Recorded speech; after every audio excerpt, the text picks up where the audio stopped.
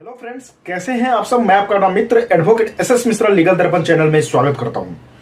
Friends, आज मैं बात करने वाला हूं कि कोर्ट में अगर कोई गवाह अपनी गवाही देने से मुकर जाता है, यानी कि हॉस्टाइल हो जाता है, या फिर वह झूठी गवाही देता है, तो इन दोनों ही स्थितियों में क्या उस पर मुकदमा चलाया जा सकता है, किस सेक्शन के अंतर्गत उस पर मुकदमा चलाया जाएगा और इनके लिए क्या पनिशमेंट होना चाहिए, कानून में क्या प्रावधान है, कितना सजा हो सकता है इसको, यदि कोई व्यक्ति झूठी गवाही देता है या फिर अपने बयान से मुकर ही जाता है जाके कोर्ट में।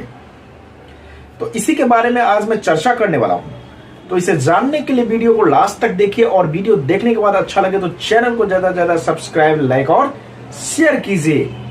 तो आइए फ्रेंड्स, जानते हैं।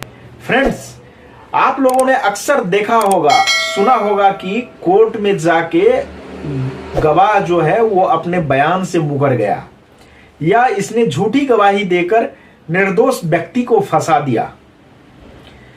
लेकिन आपने ये नहीं सुना होगा कि इसके लिए सजा भी होती है। तो इसीलिए कोई भी गवाह यदि है तो गवाह को ये सोचना चाहिए कि यदि मैं झूठी गवाही दूंगा या फिर यदि अपने बयान से मैं वहां पे मुकर रहा हूं, तो उनको सोच समझकर ये काम करना चाहिए। क्योंकि यदि व्यक्ति ने, एक्यूज ने या फिर कोर्ट ने इस पे संज्ञान ले लिया तो उनको जेल जाना पड़ सकता है और इसका पनिशमेंट बहुत ज्यादा है। जब कोई क्रिमिनल मामला कोर्ट में दर्ज होता है तो दर्ज होने के बाद आपने देखा होगा, जब पुलिस में जाता है व्यक्ति, एफआईआर दर्ज करवाता है। एफआईआर दर्ज करने के बाद सीआरपीसी की सेक्शन 161 यानी 161 का बयान होता है थाने में। फिर यदि पुलिस ऑफिसर को लगता है कि 164 का बयान भी कराना चाहिए तो कोर्ट में 164 का भी बयान होता है। लेकिन 164 का बयान अक्सर फैमिली जो मैटर होते हैं वो फैमिली मैटर में 164 का बयान होता है, 164 का बयान होता है, अन्य केस में नहीं होता है, ना के बराबर होता है।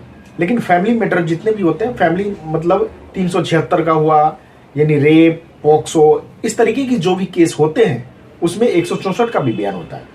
यानी थाने में 161 का बयान हुआ, कोर्ट में जाके 164 का बयान हुआ। और जिन गवाहों ने ये बयान दिया है कि नहीं मेरे सामने ये घटना घटित हुआ है और उनको जब गवाही देने कोर्ट में बुलाया जाता है, फिर वो गवाह अपने बयान से यदि मुकर जाते हैं या फिर कई बार उसने झूठी गवाही देते हैं जिससे एक्यूज्ड को जेल हो जाए, दोषी को जेल हो जाए, या फिर कई बार ऐसा होता है कि दोषी की तरफ से ही ऐसी गवाह दिया जाता है कि कंप्लेनेंट ही फंस जाए उल्टा। तो इन सभी केसों में कोर्ट संज्ञान लेती है और सीआरपीसी के सेक्शन 340 के तहत उस पर मुकदमा हो सकता है। इस प्रोसीजर के तहत उस पर मुकदमा चलाया जा सकता है। और इसके लिए यदि कंप्लेनेंट चाहे या फिर एक्यूज को फंसाने की कोशिश किया जाता है तो वो चाहे तो आईपीसी की धारा 193 के तहत इस पे एफआईआर दर्ज करके उन पे मुकदमा चला सकता है और कोर्ट सीआरपीसी की धारा 340 के तहत इस पे संज्ञान लेके मुकदमे को आगे चला सकती है। और जहां तक पनिशमेंट की बात मैं करूं तो पनिशमेंट जो है आईपीसी की सेक्शन 193 जो है, पनिशमेंट इसमें बहुत ज्यादा है। यदि आप झूठी गवाही देते पकड़े जाते हैं, यदि ये चीज साबित हो जाता है तो आपको 7 साल तक की जेल हो सकता है और जुर्माना भी हो सकता है, यानी इम्प्रिजनमेंट और फाइन और बोथ सब हो सकते हैं। ये कोर्ट के डिस्क्रिशनरी पावर जो है उस पर डिपेंड करता है। और 340 में तो मान लीजिए किसी पे आपने फांसी का सजा उसको हो रहा है, आजीवन कारावास हो रहा है और उस आपके झूठी गवाही के कारण वो व्यक्ति को आजीवन कारावास हो जाए और ये चीज यदि साबित हो जाएगा तो आपको फिर जेल की कोई लिमिटेशन नहीं है, कोर्ट पे डिपेंड करता है कितने साल का वो जेल आपको खटवाएगा।